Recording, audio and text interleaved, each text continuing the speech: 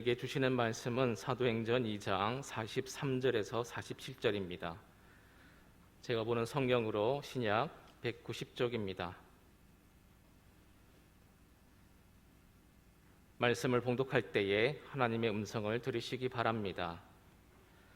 사람마다 두려워하는데 사도들로 말미암아 기사와 표적이 많이 나타나니 믿는 사람이 다 함께 있어 모든 물건을 서로 통용하고 또 재산과 소유를 팔아 각 사람의 필요를 따라 나눠주며 날마다 마음을 같이하여 성전에 모이기를 힘쓰고 집에서 떡을 떼며 기쁨과 순전한 마음으로 음식을 먹고 하나님을 찬미하며 또 온 백성에게 칭송을 받으니 주께서 구원받는 사람을 날마다 더하게 하시니라.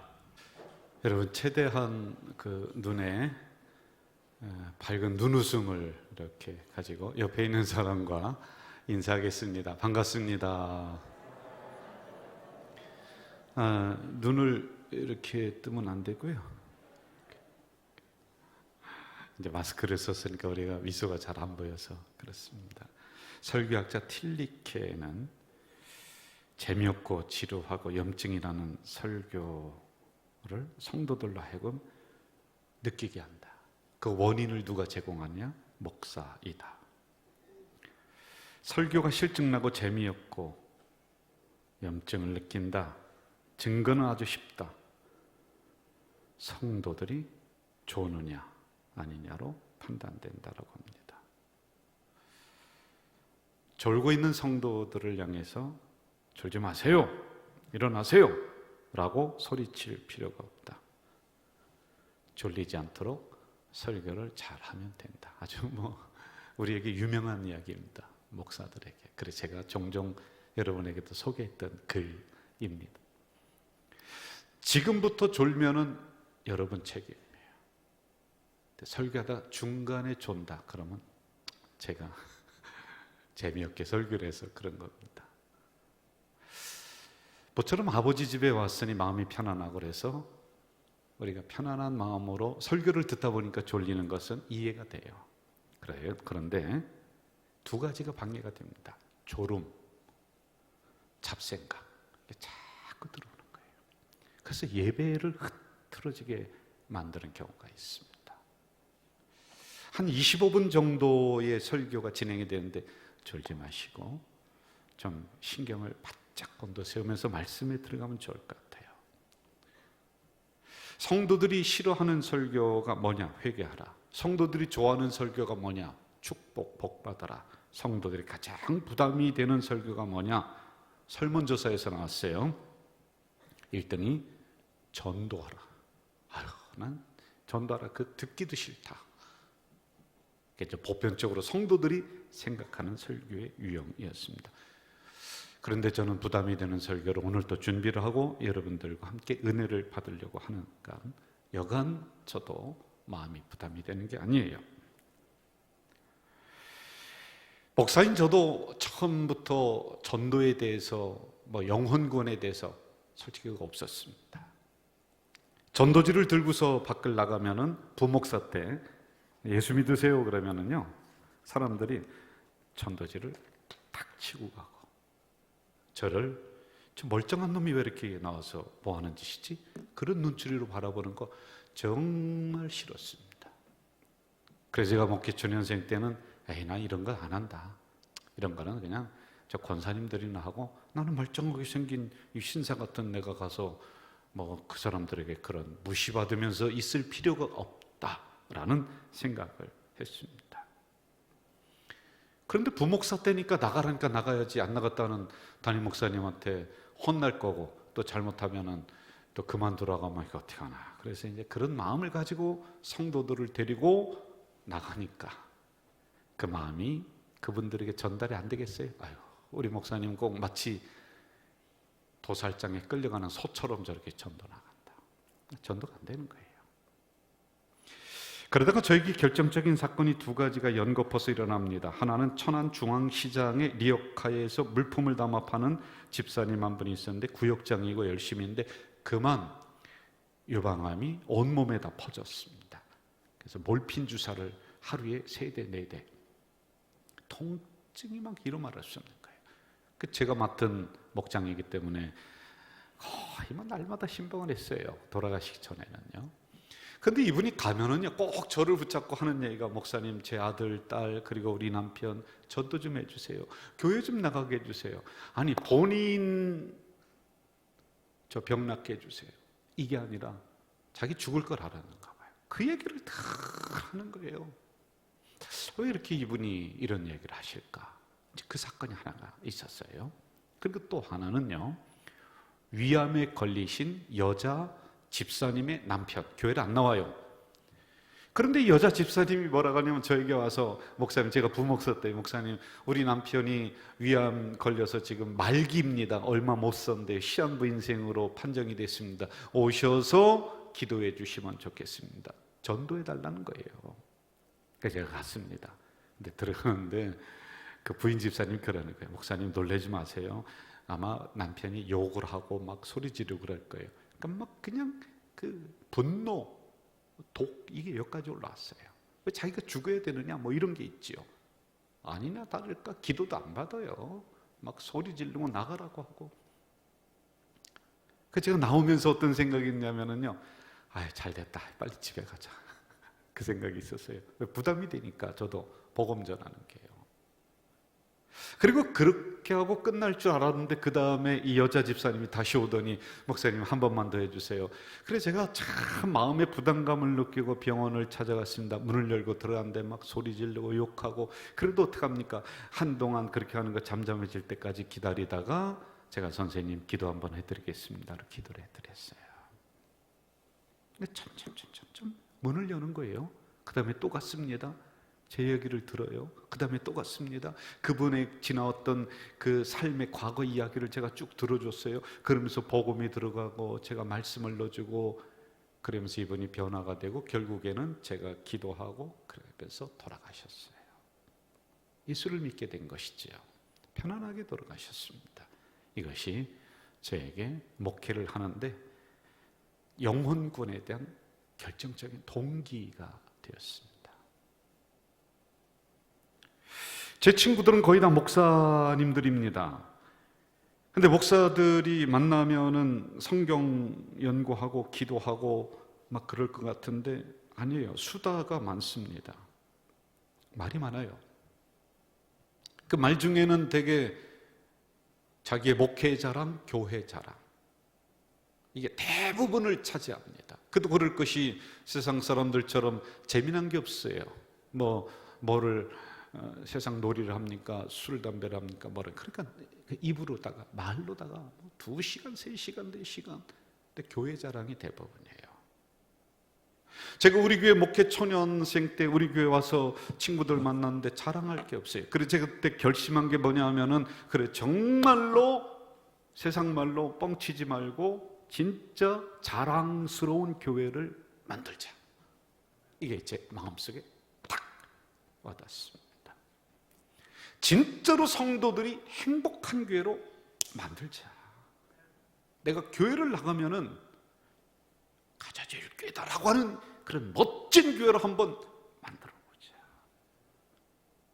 누군가 친구를 전도하고 싶은데 데려갔더니 교회가 분쟁이 나고 쌈박질하고, 그래서 친구한테 창피한 교회가 아니라 자랑스러운 교회로 진짜 만들어 보자라고 하는 게 제가 목회 초년생 때 우리 교회에 담임 목사로 와서 처음에 가졌던 마음, 결심이었습니다.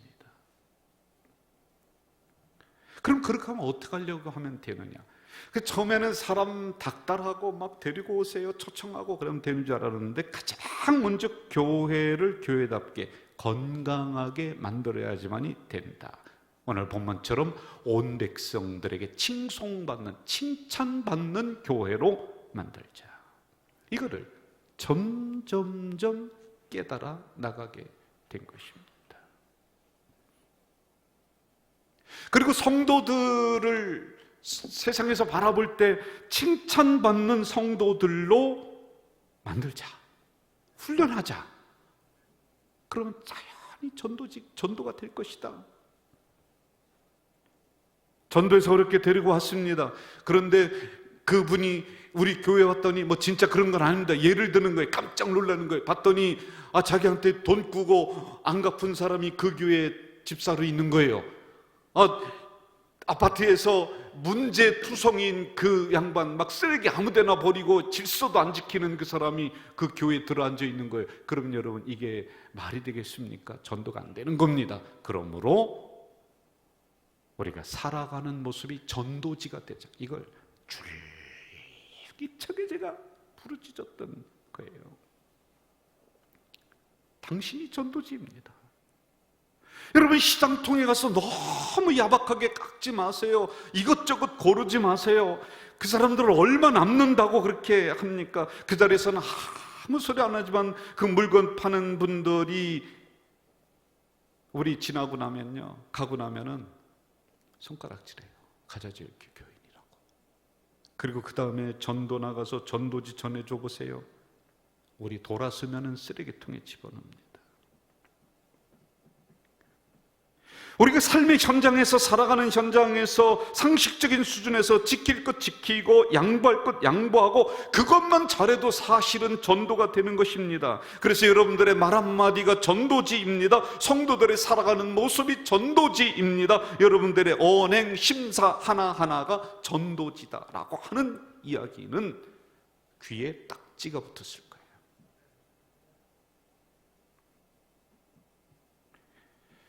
저를 보셔요. 제가 교회를 섬긴 지가 교육전사 때부터 34년, 5년 동안 교회를 섬겼어요. 저는 교회 프로입니다. 프로. 아마추어가 아닙니다. 그러면 교회는 무엇을 해야 되느냐? 어떻게 해야지 건강해지느냐? 우리가 이번에 뭐 이것저것 행사를 엄청 많이 한, 오늘도 간지가 이렇게 많은지 막 모르겠어요. 근데 여러분, 이거는 본질이 아니에요. 이거는 본질을 향해 나아가는 하나의 방편인 거예요. 제가 건강한 교회 하면서 항상 또 강조했던 것이, 교회 본질은 두 가지로 딱 요약이 된다. 하나는 예배, 또 하나는 영혼 구원. 따라해 봅시다. 예배, 영혼 구원. 이거 빠져버리면 안 돼요. 여러분, 이 시간에 예배 실패하면 안 돼요. 우리 아름다운 성전을 이렇게 주셨는데 우리들끼리 모여서 그냥 박수치고 좋다 그러면서 끝나는 것이 아니라 빈자리에 영혼 구원하라고 하나님이 이 성전 주신 거란 말이에요. 제가 설교를 1년이면 수백 번을 합니다. 근데 처음에 이제 제가 마음이 좀 바꿔져서 변화가 돼서 이 고백을 하는 거예요. 처음에는 어떤 마음이었냐면은 1명이든 1000명이든 죽을 힘을 다해서 똑같이 설교하자.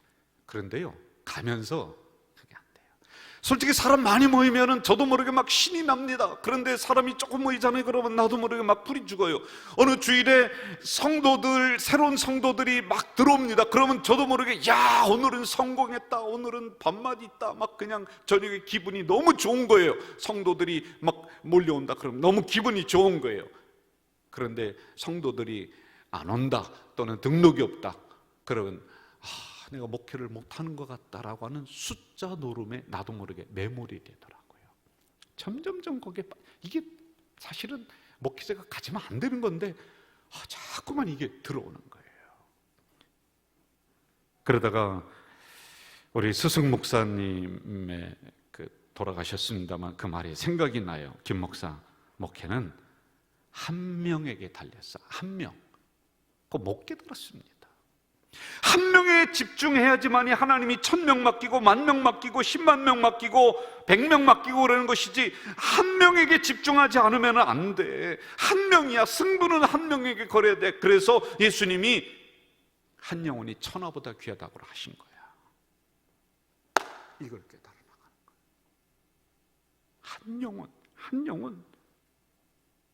이걸 위해서 우리 주님께서는 수십 리길을 달려가십니다. 그 한 영혼 만나시려고 우리 주님은 수백 리길을 달려가셔서 그 영혼을 부여잡고 기도해 주십니다. 한 영혼. 오늘 본문 47절, 구원받는 사람을 날마다 더하게 하셨다. 사람만 많이 모이면 된다, 여기에 집중하면 안 돼요. 그렇게 되기 위한 기본적인 부분들 열심히 했더니 하나님이 이렇게 보내주셨다라고 하는 결론이 여기 나오는 거예요. 누가복음 15장을 보면은 한 마리의 잃어버린 양의 비유가 나와요. 99마리의 양을 두고 한 마리를 찾아 나갔다. 그러므로 여러분들 한 영혼을 초청해야지만이 된다. 이거 맞지만은 틀려요. 그렇게 협소하게 성경을 보면 안 돼요. 그 잃어버린 한 마리의 양은 단지 100마리 중에 한 마리가 아니에요. 그것을 찾아서 100마리를 채워야 되는 그 한 마리가 아니에요. 숫자가 아니에요. 주님께서는 그 한 마리의 양이 전부예요. 전부예요. 그 무엇을 주고도 바꿀 수 없는 한 마리의 잃어버린 양은 전부예요. 전부 다예요. 그걸 위해 주님이 돌아가셨어요. 피 흘리셨어요. 세상을 주고도 바꿀 수 없는 한 마리의 양은 주님에게는 다예요. 다. 그게 여러분들이에요. 그게 저예요.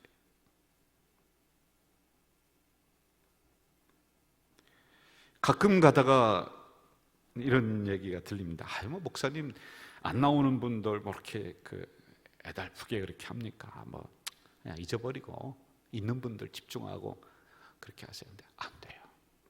그걸 우리가 잃어버리는 즉시 목자가 아니에요. 목회가 아니에요. 한 영혼. 저는 오늘 우리 교회들도 우리 목회자들도 이 마음을 회복해야 된다라고 봅니다. 성도들을 단지 숫자로 보고 성도들을 단지 헌금으로 계산하는 이런 생각 버려야 됩니다. 한 영혼의 소중함을 알고 집중하는 교회, 리더자들, 목회자들이 다시 일어나야 돼요. 오늘 본문을 제가 다시 한번 읽어드리겠습니다. 사람마다 두려워하는데 사도들로 말미암아 기사와 표적이 많이 나타나니 믿는 사람이 다 함께 있어 모든 물건을 서로 통용하고 또 재산과 소유를 팔아 각 사람의 필요를 따라 나눠주며 날마다 마음을 같이하여 성전에 모이기를 힘쓰고 집에서 떡을 떼며 기쁨과 순전한 마음으로 음식을 먹고 하나님을 찬미하며 온 백성에게 칭송을 받으니 주께서 날마다 구원받는 사람을 더하게 하셨다. 날마다 더하게 하셨다. 그 뒤에만 집중하면 안 돼요. 앞에 표적과 기사가 나타나고 통용하고 필요를 따라 나눠주고 마음을 같이 하고 성전에 모이고 교제하고 하나님을 찬양하고 이러한 예배 기본적인 부분들. 그럼 그 다음에 날마다 구원받는 사람을 더하게 해주시는 거예요. 제가 착각을 하는 것인지 모릅니다. 그런데 우리 교회는 그래도 여기에 나오는 본문에 나오는 기본적인 부분에 어느 정도 충실한 교회인 줄 믿습니다. 부끄럽지 않은 교회인 줄 믿습니다. 100점은 아니지만은 60점은 되는 줄 믿습니다. 건강한 교회예요. 아멘 해주셔야 돼요. 억지로라도 한번 아멘 더 해주셔야 돼요. 아멘. 진짜예요. 여러분, 다른 데 나와서 비교 한번 해보세요. 저 구성전에서 47년 동안 영혼 구원에 매진하게 하셨습니다. 저는 우리 교회 위임 목사로 3대 그 선배들의 선상에 의해서 그 길을 따라서 이어받아서 교회 사명 충실하게 감당했던 교회입니다. 거짓됨이 없는 교회입니다. 솔직한 말로요. 3년 전에 2019년 47년 동안 있었던 그곳을 우리가 두고 이 가재울로 같은 가자동이지만은 이전을 했습니다. 예배당도 넓어졌습니다. 1200석입니다.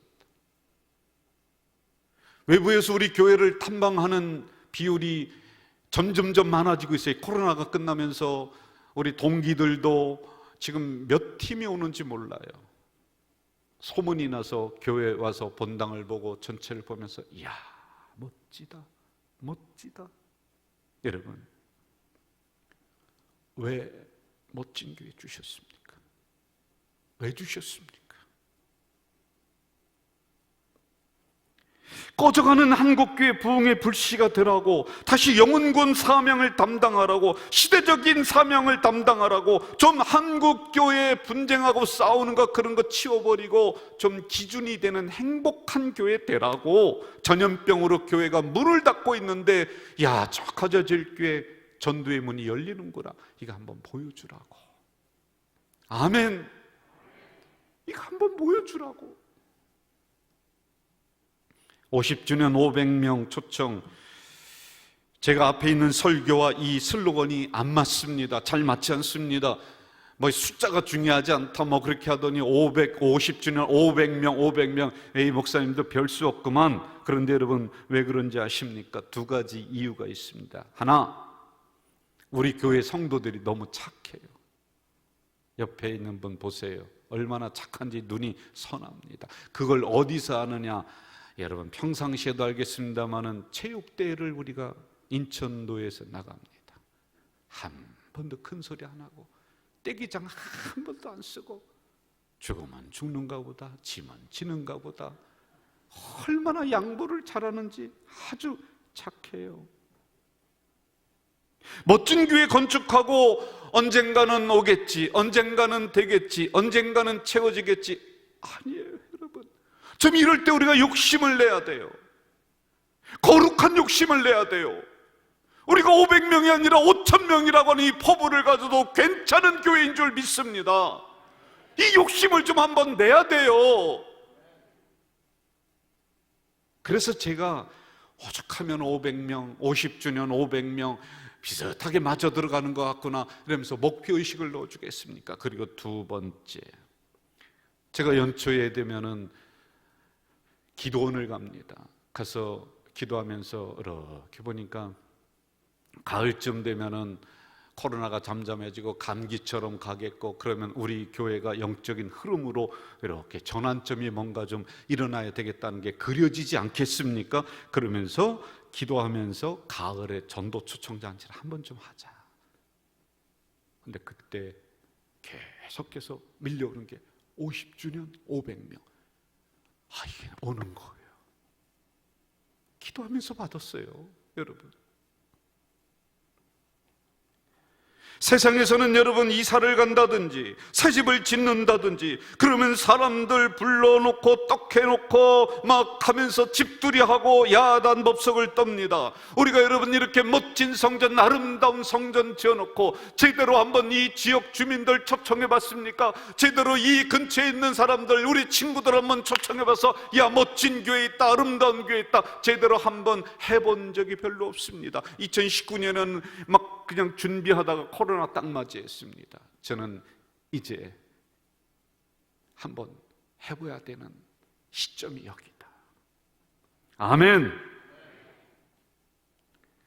우리나라 기독교 130년 역사 가운데 부흥했던 시기 60년대 후반 70년대, 그때는 가장 어렵고 힘들었던 시대, 누런 콧물을 달고 달았던 시대, 옥수수빵 하나 나눠주면 학교에서 그거 가지고 때웠던 시대. 그런데 이상하게 그때 교회는 부흥합니다.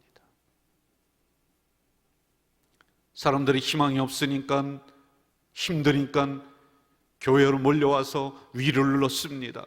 복음이 그들에게 희망을 줍니다. 여러분 오늘 전염병 시대를 겪으면서 60년대 70년대보다 더 어려운 시대를 우리가 살아갑니다. 사람들이 지쳤습니다. 알 수 없는 질병으로 우리에게 두려움을 줍니다. 물질은 조금 풍부한 것 같지만은 힘들어합니다. 겉은 웃고 있지만 속은 썩어가는 우울증에 심리적인 구멍을 가지고 살아갑니다. 이럴 때 다시 한번 복음으로 희망을 줘야 됩니다.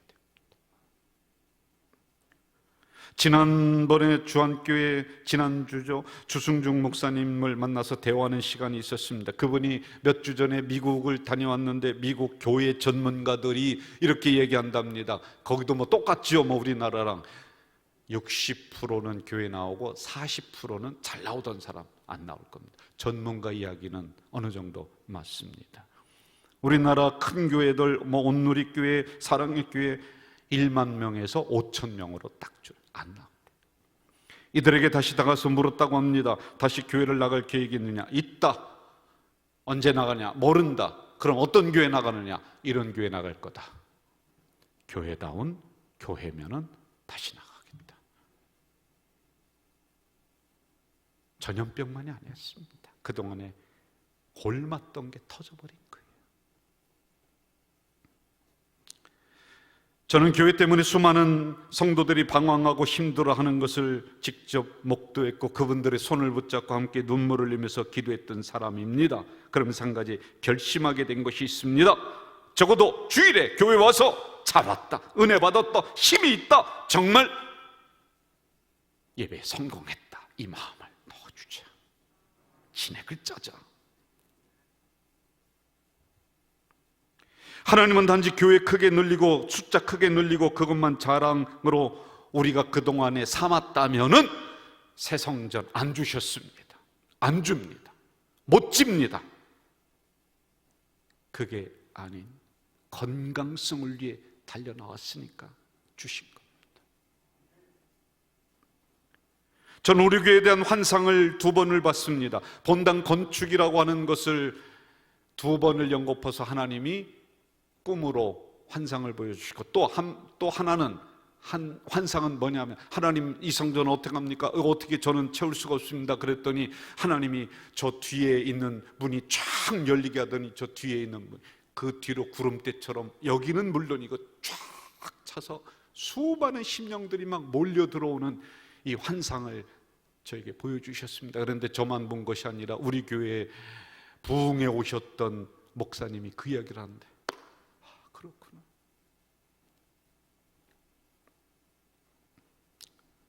우리말에 죽은 사람 소원도 들어준다는데 산 사람 소원 그거 하나 못 들어주느냐? 살아있는 목사의 소원 한번 들어주시기 바랍니다. 제가 어디 가서 무슨 도둑질을 해오라는 것도 아니고